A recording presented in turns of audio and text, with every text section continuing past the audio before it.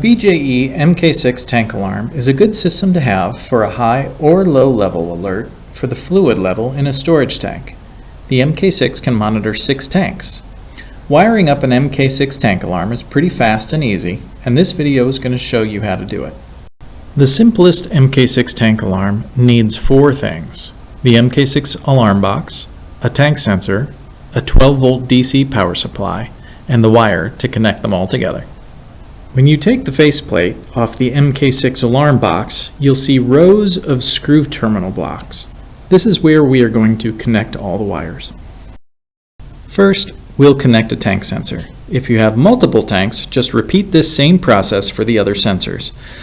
No tank sensors are included with an MK6 tank alarm, so you'll have to order the quantity that you need.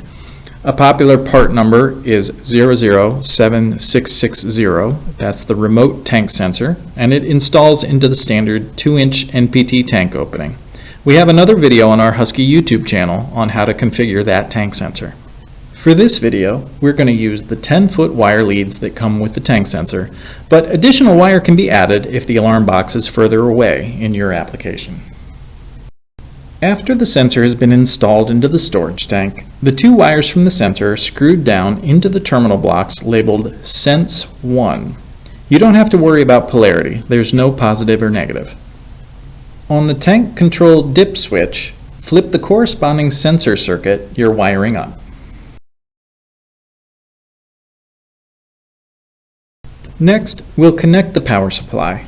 Attach a wire to the positive and negative screw terminals on the power transformer. Then connect the wires to the MK6 at the screw terminals labeled Power In. Again, you don't have to worry about polarity. There's not positive or negative on the terminal blocks. Put the faceplate back onto the MK6 alarm box. Plug in the power supply. So, here's how the MK6 is supposed to work when you're done. When the float switch changes position, the MK6 goes into alarm with a siren and a flashing strobe for an audible and visual alert. When the MK6 is in alarm, the mute toggle switch can silence the siren until the tank level is fixed and the float switch moves back.